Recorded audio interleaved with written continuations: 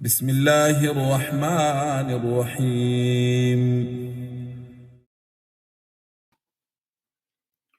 Bismillahir Rahmanir Rahim, in the name of Allah, the Beneficent, the Most Merciful. It's a pleasure to welcome you and all of us back again here after a holiday break, and now the opportunity to present the final discussion in our class on from pre-pandemic to from pre-Mayflower, I should say, pre-Mayflower to post-pandemic, towards understanding the experience of Africans and her descendants in the Americas. So we'd like to begin our discussion today with, let it take the form of summary and conclusion. So in our first slide, we will see the breakdown of how we'd like to organize this in our fifth and final discussion of this series. So this discussion will take the form of key dates, summary and conclusion in key dates, key events and documents, key movements, key terms, know the facts, know the truth, and then a conclusion. So as you will recall, 1492 was a big year. Europe, Africa, and the Americas, a new world order.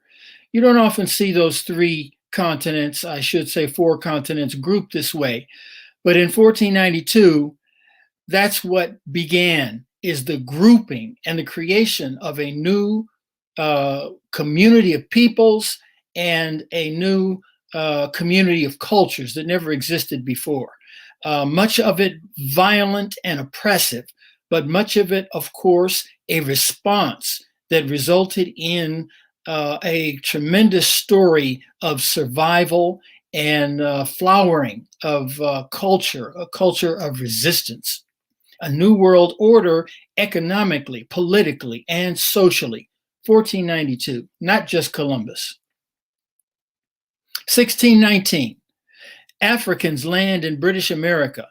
Why, that's a long time. That is, nearly 200 years, not quite, that Africans landed in the British America, but in the rest of America, the Africans and their descendants had landed a long time before. But that is the date of the 1619 project, tracing this history and the influence of Africans in this part of the Americas. 1787, U.S. Constitutional Convention, following the birth of the United States. And another key set of dates, 1775, 1865, 1933, and 2020. All key moments in the discussion of reparations for enslaved Africans and their descendants. 1775 was the year in which Thomas Paine, so famous for his influence on Thomas Jefferson and the writing of the Declaration of Independence, but we will recall from earlier in the course that in 1775, the year Thomas Paine arrived from England into America, he wrote his first essay, and this was about the enslavement of Africans and their descendants in the Americas, and specifically the British colonies. And he broached the idea of reparations. In other words, for him, it's quite natural, if he's going to propose abolition of slavery, that you must pay attention to how you're going to integrate the people who have been enslaved into a nation or a community. And he started out by talking about reparations, in terms of land, in terms of monies, in terms of education, all of the same topics or aspects of reparations that are in conversation today.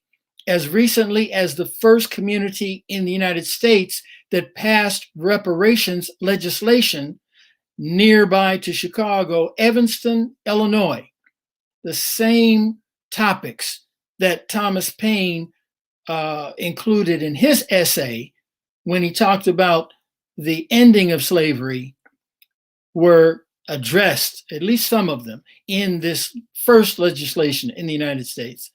1865, that was the year of the Civil War, of course, and reparations was a big topic that we know lasted only 4 months. The awarding of 40 acres and a mule to Black families. It ended 4 months after it began, and that land and that mule was restored back to the white plantation owners there in the South. 1933, that's the year that the Nation of Islam began here in the United States, the year that The Miseducation of the Negro by Carter G. Woodson was published. And in both those movements and book, they talked about the idea of reparations, the importance of land in terms of incorporating the formerly enslaved people into the economic and social fabric of the United States. And of course, 2020, this is at the beginning of the rise, early in the rise of reparations in modern day context. 1876, more key dates, end of Reconstruction. We learned last time that less than 20% of high school seniors know the term Reconstruction and understand what this period represents, these 12 years from the end of the Civil War until 1876, 12 years in which African Americans had a chance to vote and be elected to office, both locally, statewide, and nationally, the National Congress, and began to be incorporated to a large degree, South and North, into the social and economic structure of the country. But 12 years is not a very long time when there had already been 250 years of slavery here in this English or British region. 1895, the U.S. Supreme Court establishes separate but equal in the famous case of Plessy versus Ferguson. So this is putting the cap, so to speak, or the seal, so to speak, on the idea of the Black Codes and then Jim Crow, which is reestablishing white supremacy and so many of the institutions and discriminatory practices that were taken for granted during the slavery period, restored, symbolized by the 1895 decision of the Supreme Court. 1921, this date has come into the national consciousness in the United States more than ever as we observe the centennial of the 1921 Oklahoma massacre in Tulsa, Greenwood. We know in the same year and just before and just after, within about a decade, we had uprisings like this, massacres like this of the white community, the European descended community against African Americans, mostly former enslaved Americans throughout the country, destroying lives, property, and so much progress that had been achieved, sometimes in as little as 10 or 20 years, sometimes in much longer than that, especially since the Civil War. But this year, and we can look into incidents similar in Chicago, in Rosewood in Florida, and many other places throughout the country. 1954, U.S. Supreme Court ends separate but equal in the now famous Brown versus Topeka case. So we have two bookends here to the restoration of legal white supremacy. Although it was called separate but equal, we know that it was never equal, although it was separate. And the Supreme Court put a legal end to that in 1954. 1965, we have three key events here. Congress passes the Voting Rights Act. As we look back and review these key years and then key events, we'll see that it's somewhat ironical that Congress passed a Voting Rights Act after it had passed similar legislation after the Civil War and amended the Constitution. Next, we have the publication of Message to the Black Man in America by Elijah Muhammad. And we've spoken about this as an important declaration and summation of the beliefs prevalent in the Nation of Islam, which brought back the idea of Islam among African Americans.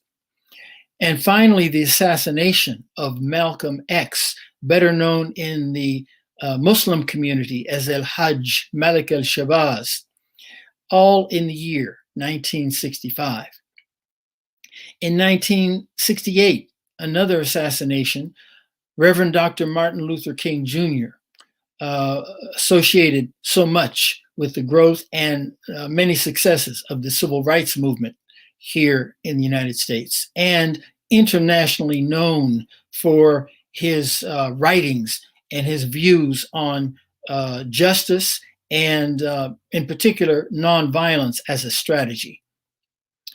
1975, the death of Elijah Muhammad, and the Nation of Islam becomes known as the World Community of Islam in the West under the leadership of W.D. Muhammad, the son of Elijah Muhammad.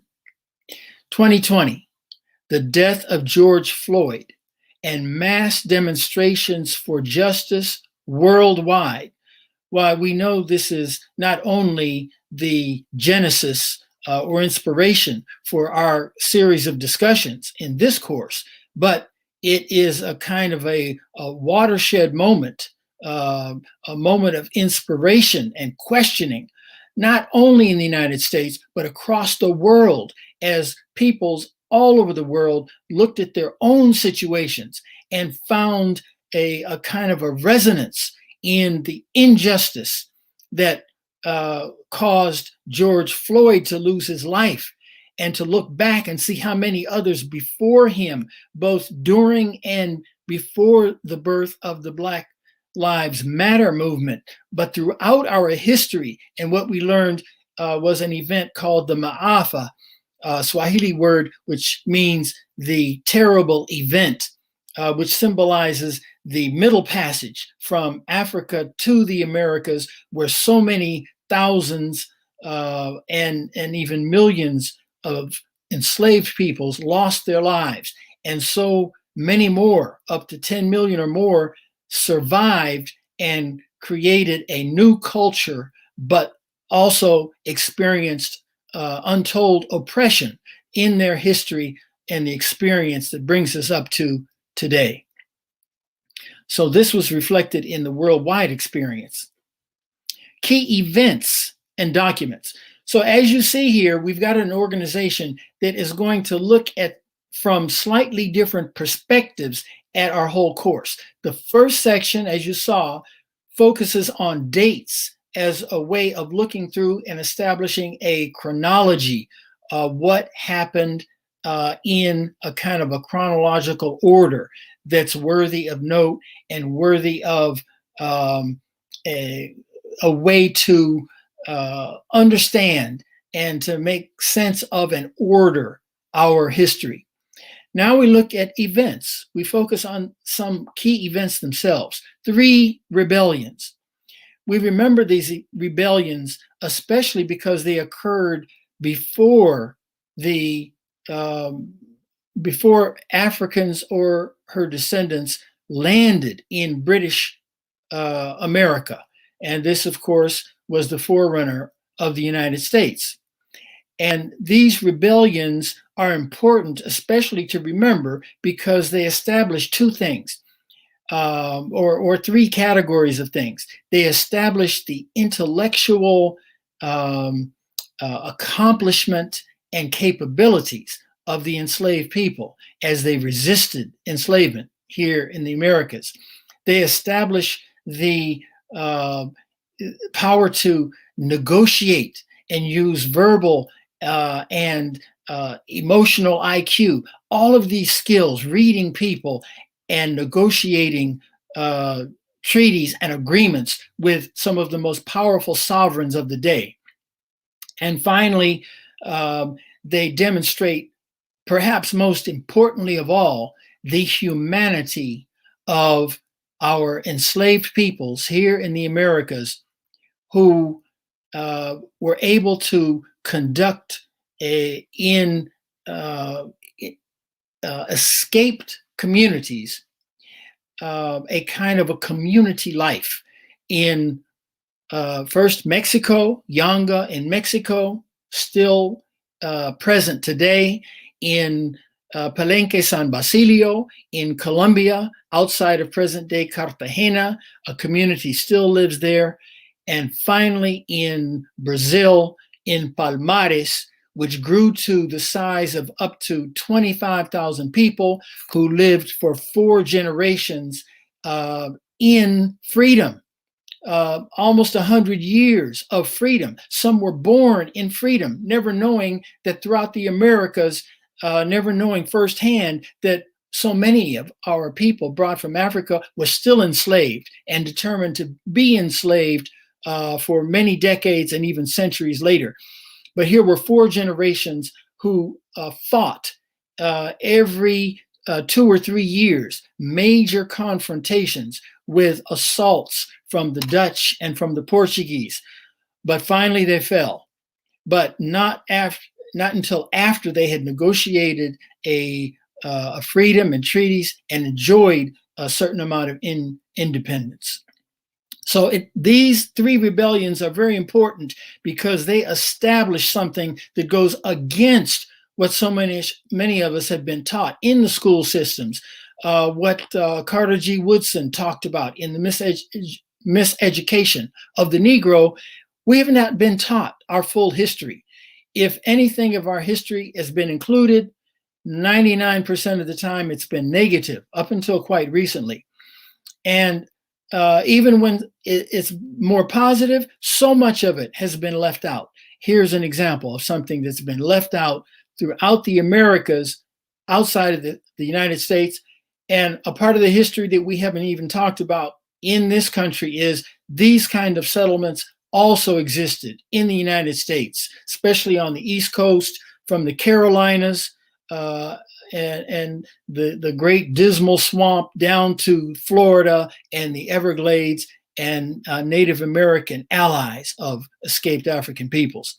But this is something to remember, because part of what the struggle has been about is humanity versus dehumanization.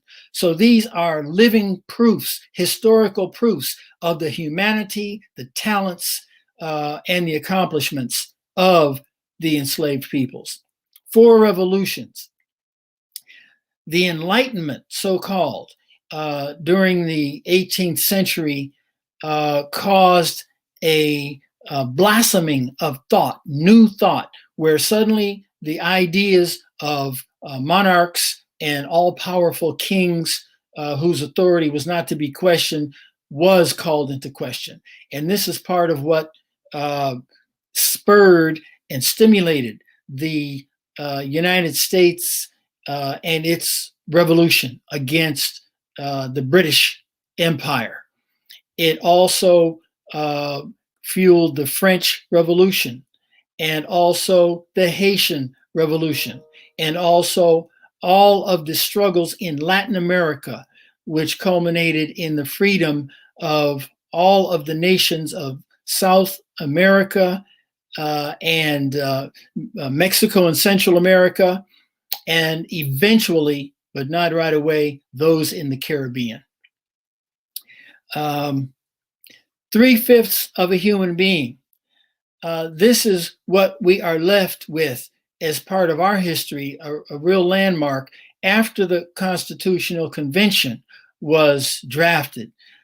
This was the representation, the legal representation of the enslaved Black person in the United States, representing 3/5 of a human being to add representation to those states that held slaves, but no representation for themselves as slaves in the structure, the system known as chattel slavery, where people were enslaved for not only their own lives, but for the lives of all their descendants.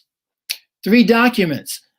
We found out the place of African Americans in these 3 basic documents, fundamental documents of U.S. history, beginning with the Declaration of Independence, moving to the U.S. Constitution, and finally the Gettysburg Address. What do they symbolize?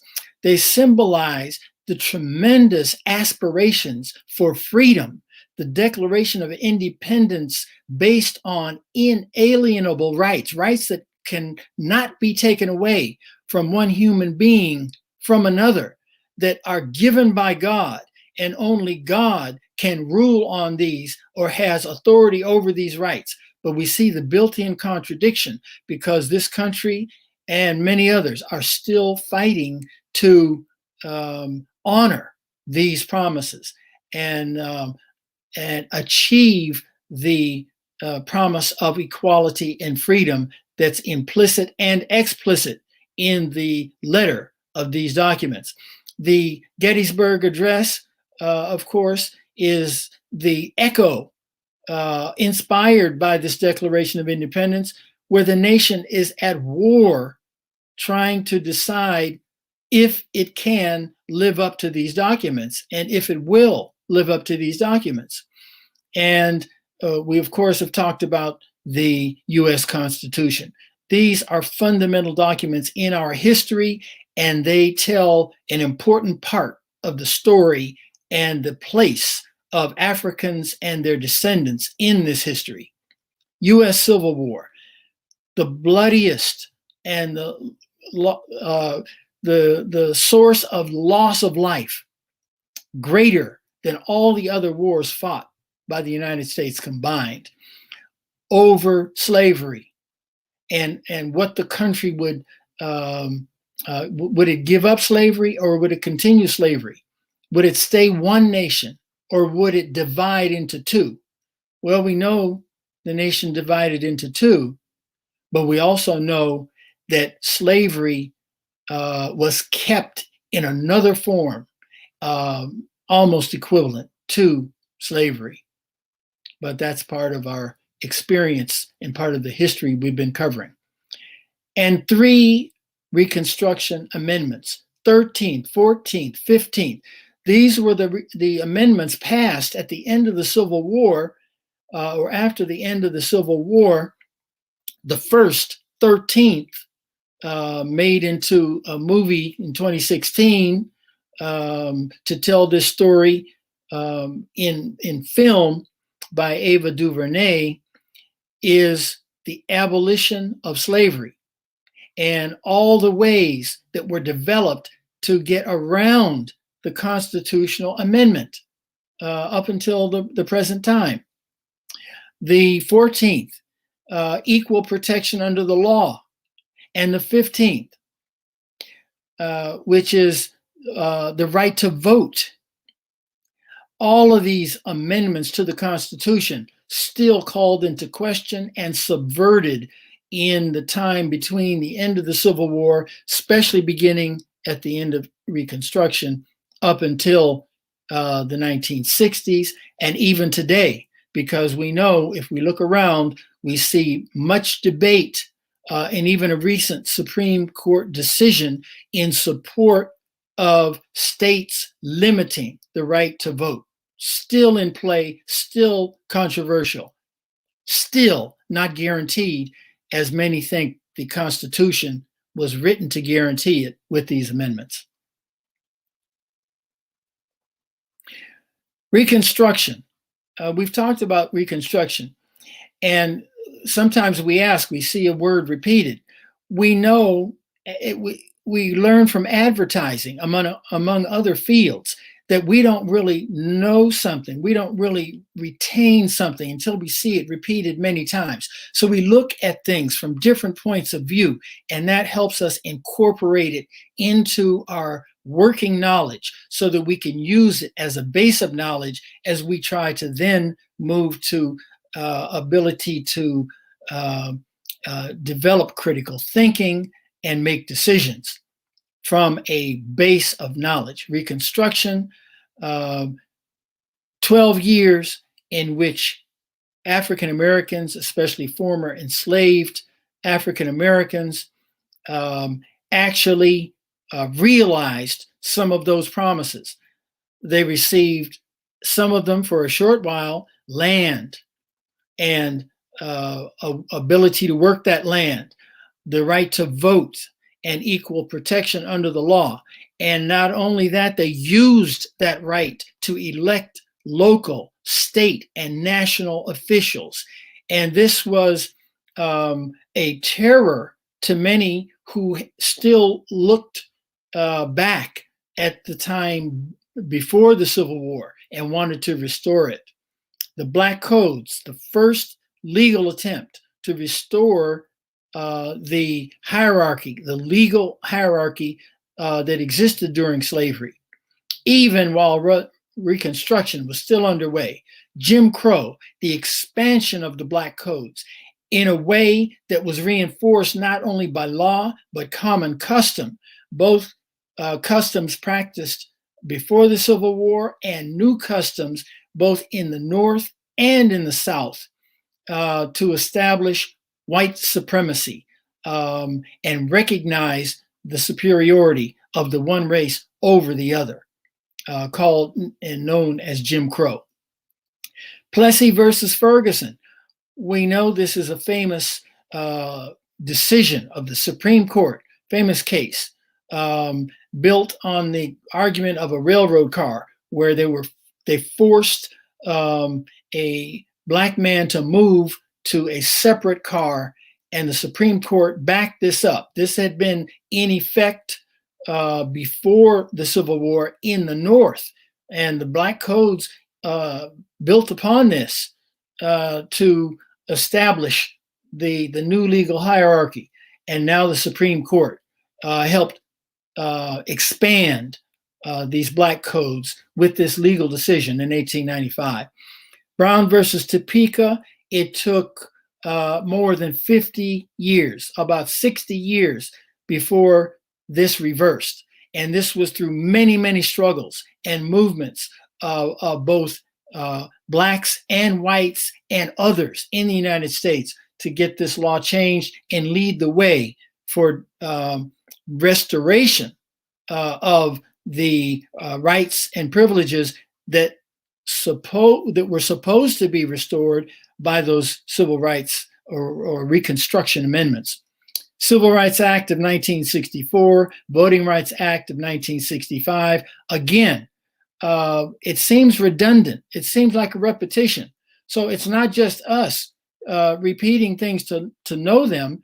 It was the United States and its people repeating actions because they didn't learn them or make them stick earlier. We wonder, why do we have to have a new Voting Rights Act? Why do we have to have a new Civil Rights Act when there was a separate Civil Rights Act in 1875? Well, that's our history. If it doesn't stick, we have to keep making new laws. What will make it stick? Not the law alone, it turns out. So key movements. What's the importance of the key movements?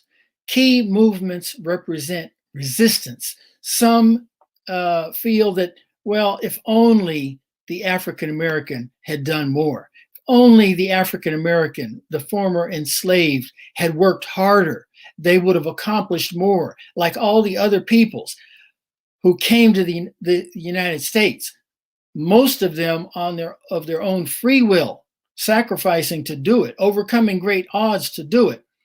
But this is part of why we're studying the history, to learn the fundamental difference between coming in chains over a long voyage in the deep, dark hold of a ship and never being able to breathe fresh air, except occasionally, the minimum to stay healthy enough to arrive to the shores. There is so much history to understand the difference between the history of enslaved Africans coming to this country and so many others who had great challenges, there's no doubt. But there's a fundamental difference between these types of immigration, a forced immigration and a voluntary immigration. Abolition of slavery, one of the first movements. And this consisted of especially white Americans, European Americans, but also many blacks, such as Harriet Tubman and Frederick Douglass and Sojourner Truth and others, working for the abolition of slavery.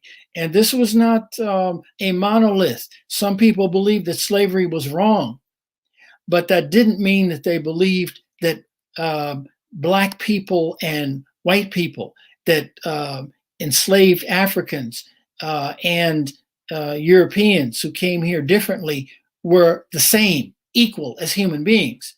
But they all agreed that slavery should be abolished. Niagara Movement, National Association for the Advancement of Colored People, was the title that it took.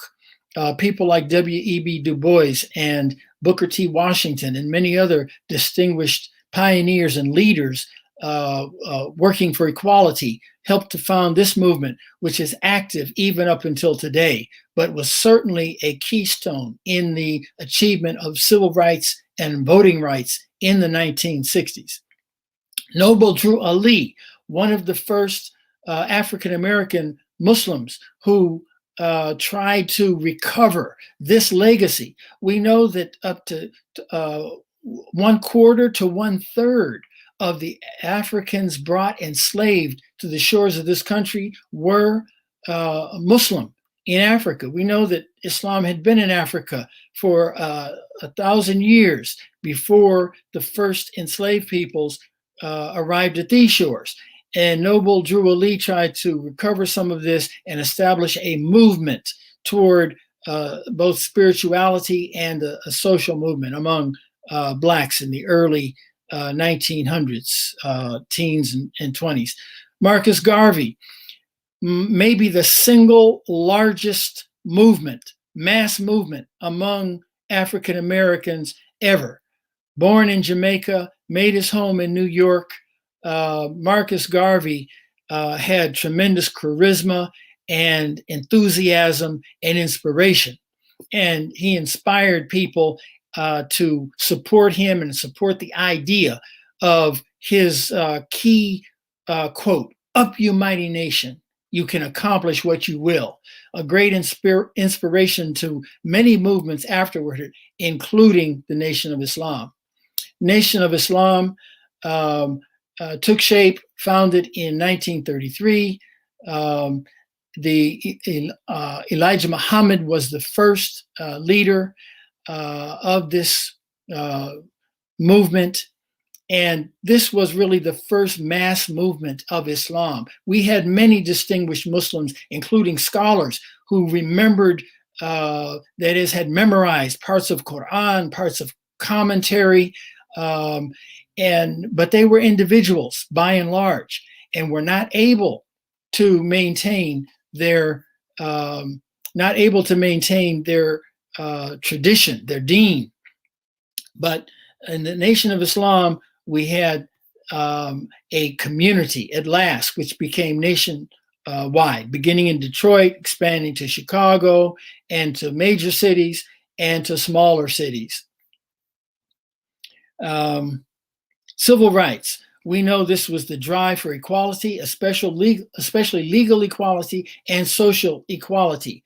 A lot of demonstration. Most of it was based on the concept of nonviolence, which especially Reverend Dr. Martin Luther King and others adapted from Mahatma Gandhi in India. Because as you recall, in the United States, different than much of the other Americas, enslaved Africans and their descendants were in a minority, approximately 10%. In places like Brazil and many other nations, we are a sizable, sometimes majority, and certainly sizable minority. But this was a key strategy, therefore, of this movement. Civil rights we have covered, closely associated with voting rights. And so these are some of the key rights that were being fought in the late 50s, early and mid 60s, giving way to a movement called Black Power, associated especially with names like H. Rap Brown, who became Muslim, as many of us know, Stokely Carmichael, and Eldridge Cleaver, and many others. The Black Panther Party, Huey Newton, Eldridge Cleaver, Bobby Seale, and many others, Angela Davis, associated with the Black Panther Party. They were present throughout most of the major cities, and they have a unique presence in the history of the fight for rights and dignity among African Americans. Black Lives Matter. This is the name perhaps most prominent in the present time, especially shortly before and now after the death of George Floyd, which has cataloged the names of people who died due to the abuse of police power in these United States. Reparations movement, again, some of us know it as brand new, even a brand new word, but this describes a movement to restore, to repair through monetary, educational, and other means what was taken away, to try to restore and repair and bring people into a society when they were originally kidnapped or brought from their homeland. So key terms. What's the importance of key terms? Key terms means the vocabulary that represents the important building blocks and terminology that allows us to participate in the conversation, both locally and nationally, and even worldwide, in this fight, the struggle for social justice. We call it social justice. We know it's at the heart of Islam. Justice, one of the things that we know most beloved by Allah subhanahu wa ta'ala, is justice, treating people equally, treating people as they should be treated. And so these key terms represent the new consciousness, the new perspectives that have been achieved, particularly in the last decade, even in sometimes the last few years, maybe the last couple of decades at most. But a few of these terms, they're as old as the struggle itself, almost as old as the arrival of African Americans in the Americas, because they are basically describing people's treatment of one another, human treatment or mistreatment of each other. And so they give us the specific and precise terminology to describe these things in a way to either promote them or eliminate them as concepts and practices. So what are they? I picked only a few. There are more. The first is race and racism. Race is a social construct we know that people have different looks. We've delved into this a little bit in our last discussion, based on the statements or ayah of Quran, and in the last khutbah of Prophet Muhammad, peace be upon him, in his last sermon. But this is a social construct, and it becomes real because it's how people organize their behavior. And that is, they turn observance of physical differences or race into racism, a preference of one race over another, or a denigration or dehumanization, depriving another race or people who look different of their humanity. White privilege goes hand in hand. It's privilege guaranteed only because of your circumstance and your color. White supremacy, very much the same, although this might be more associated with violence and more judgment involved. Systemic racism and institutional racism, closely related, because they talk about how racism is not just an individual practice. It is the terminology to describe the concept of racism as being an organizational structure from the beginning of the nation, and organized into a system and practiced by institutions, whether they be governmental institutions or private institutions, and large groups of society to practice racism or inequality between the races. Anti-racist. Here we begin a turn.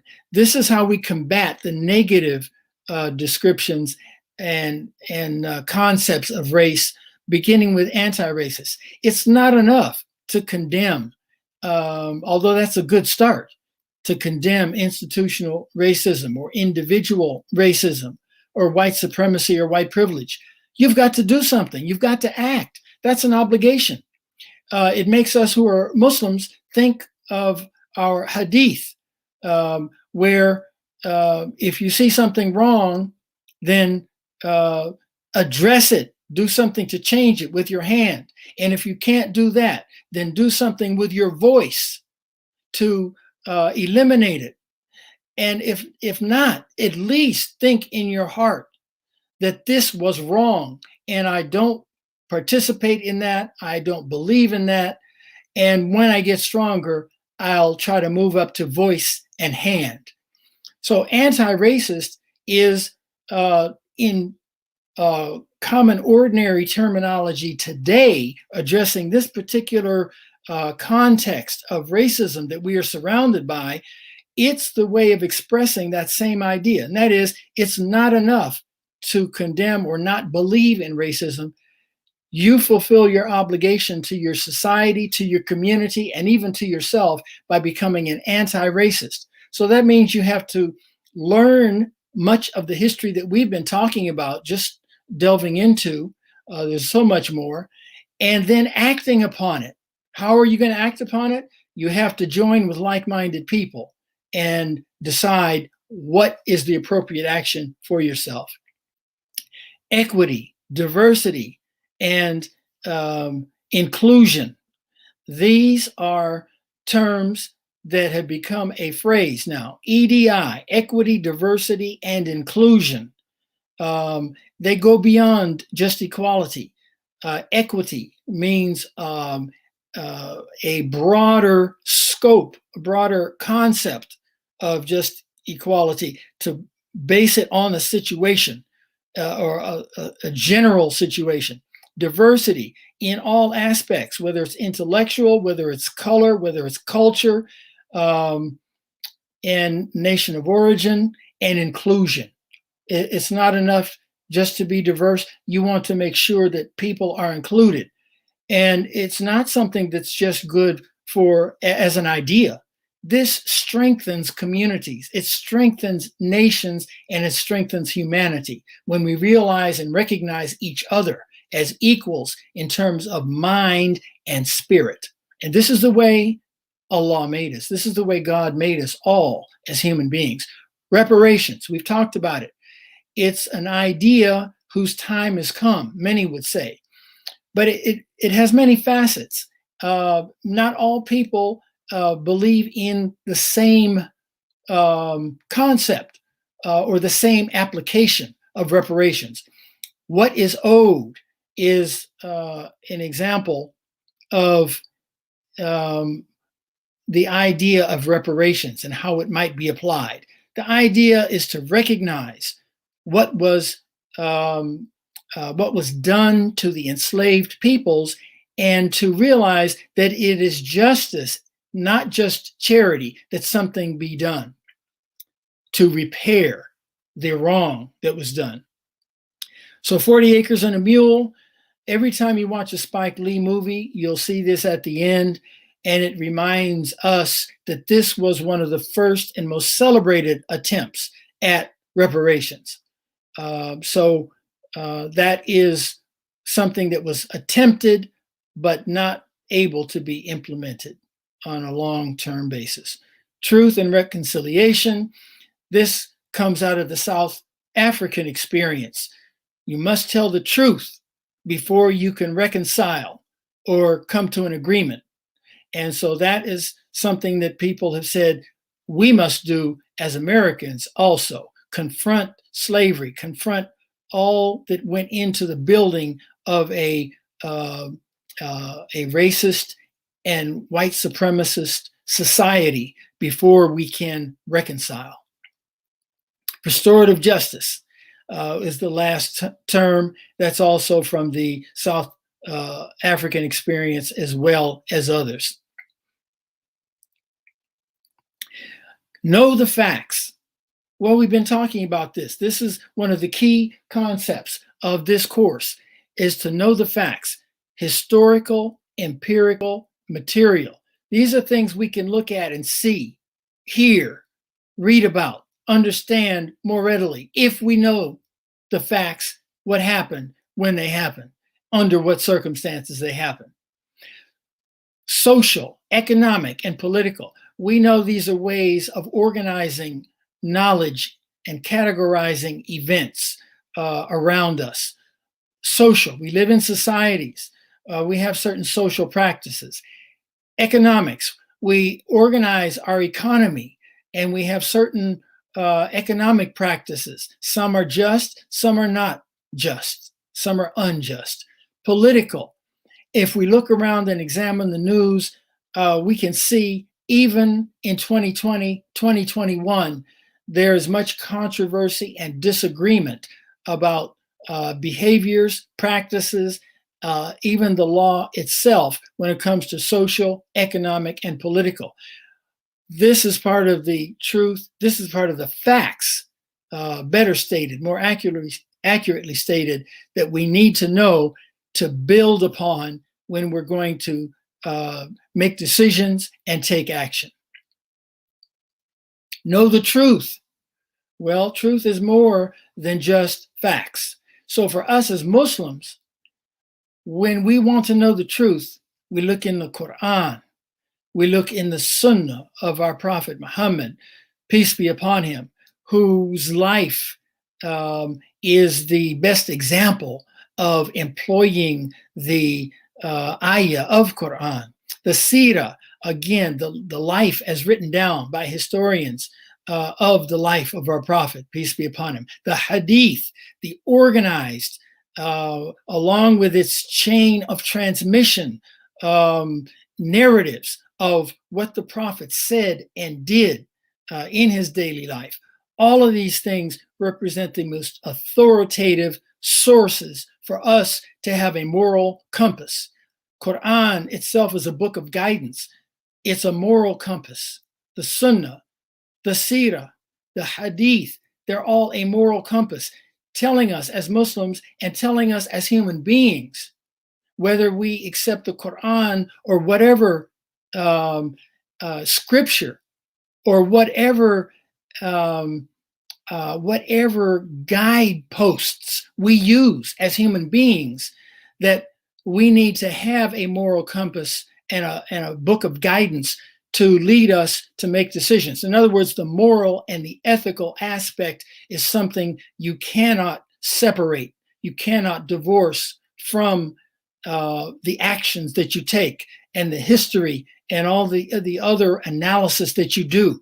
They must be coupled, and the moral compass must inform those decisions for them to be based on a firm and correct foundation. And the 5 principles.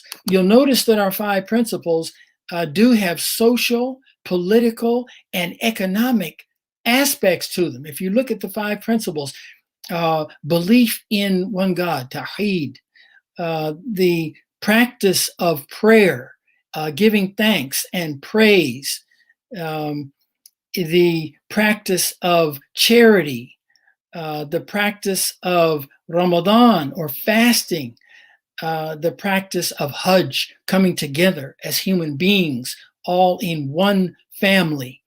All of these principles have these aspects that when we say know the facts, now we can apply know the truth. Conclusion: learn, prepare, take action. A simple summary of all those points. Learn, prepare, and take action. That is what we are endeavoring to do.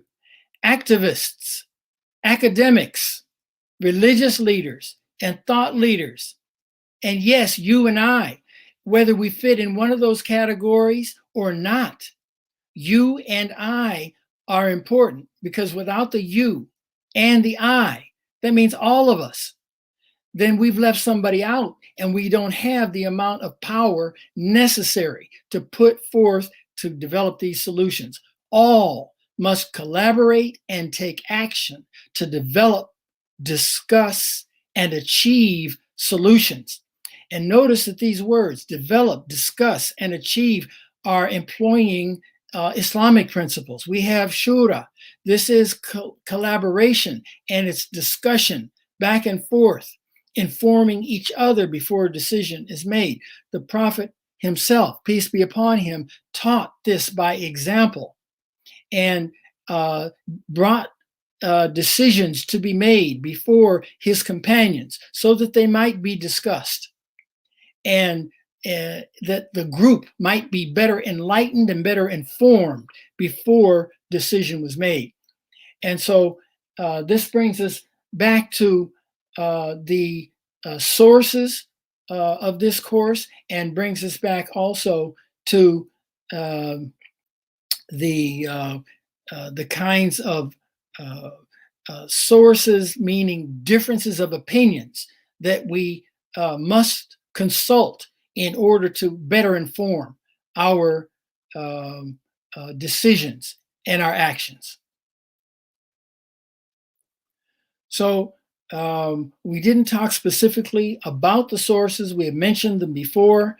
One of the most important sources is What is Owed by Nicole Hannah Jones,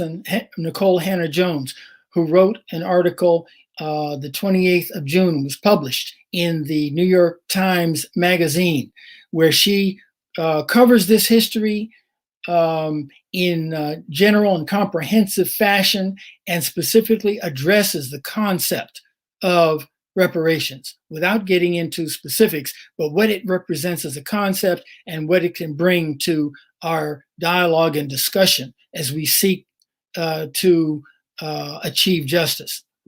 We had Henry Louis Gates and the Reconstruction, America After the Civil War.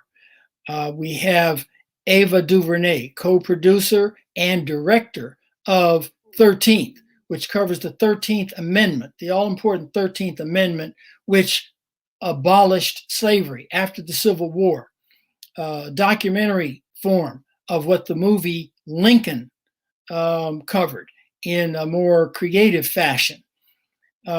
We also had W.E. Du Bois's book, Reconstruction, Black Reconstruction, and other commentary on this article. We have finally an article, The Black Massacre, the Tulsa massacre, what the Tulsa race massacre destroyed. Important because it gives us a picture which, until we actually see the facts and the figures and the pictures of the community that achieved so much in so short a time, in 10 to 20 years, and then was wiped out in one night, less than 24 hours, and replicated over the United States, but that is perhaps one of the best documented examples, then we don't fully understand what's being talked about in a more general historical article written by Nicole Hannah-Jones. So we need ideas and examples. So there is the summation, and there's the conclusion. But really, it's just a point of departure for us.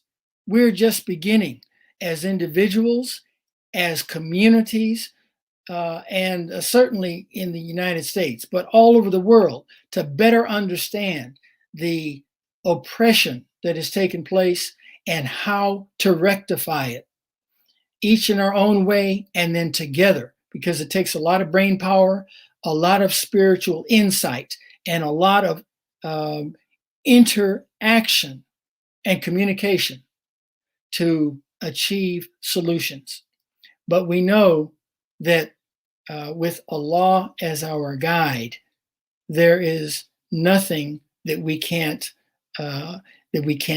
attack and accomplish if Allah wills. So I don't know if we have any specific questions. Okay, we do have a question, and that is, what will make it stick is for African American national minority to gain their internationally recognized human rights under international law. The nations of the world should agree and assent to the ratification of human rights laws in the United States in the same way that the international community made Germany institute human rights on behalf of its Jewish national minorities. This is what El-Hajj Malik El-Shabazz called for. And this is a very good question. This is a very good question from Hai Shuangfeng. And correctly pointing out that this was one of the main objectives of El-Hajj Malik El-Shabazz, to take this argument, to take this complaint, this legal complaint to the United Nations, to have a broader forum to judge. And we know that international law is perhaps more powerful today than it has been at any time. But we have another question, which I'm going to read before I address that one, if I can address them both. Martin Luther King Jr. became sad upon hearing that U.S. Congress passed the Civil Rights Act of 1964. In a private chat with Harry Belafonte, he stated, "I think we may have just integrated ourselves into a burning house." He became resistant to the idea that Blacks should abandon their institutions and try to gain acceptance into a white America. Do you agree with Martin Luther King's position? Well, this shows that we're really looking at this from the different perspectives that we ought to, looking at our leaders and seeing how they reacted to events. Okay, I'll try to briefly address the first question, taking this to an international court, an international forum. Yes, we should do that, but we should not rest there. We always have to attack this problem on many levels, from many perspectives, many directions, because fundamentally we have not just a legal problem, but we have a spiritual problem of human rights, which goes into fundamentally a belief of human beings about themselves and about each other. And until we address that most comprehensively, we cannot rest on any one, because we won't cover it all. It's like a person who wins the lottery.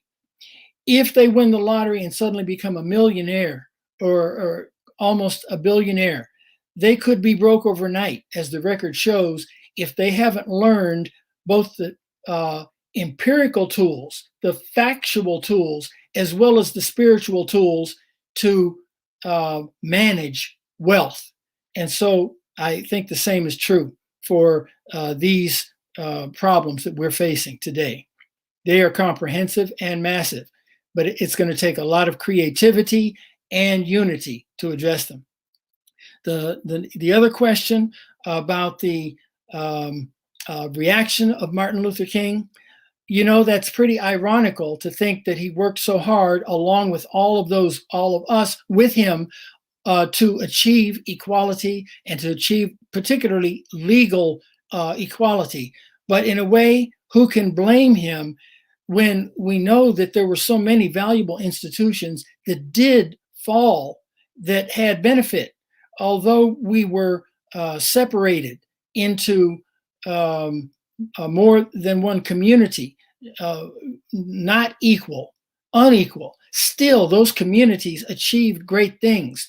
The HBCUs, the schools set up, the Clara Muhammad schools set up, and all the things that Carter G. Woodson refers to or recommends in his book, Miseducation of the Negro, talking about applying our knowledge and our education to ourselves and our own community first. That's certainly a must.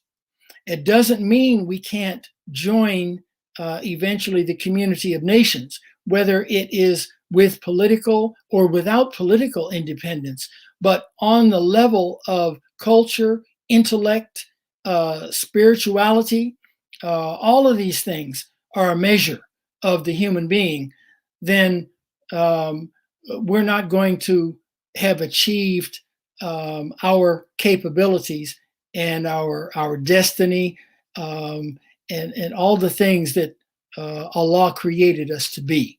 So again, we have this question, a very good question. It shows that all of us are applying some critical thinking and not stopping or questioning even that which many people would not dare to question.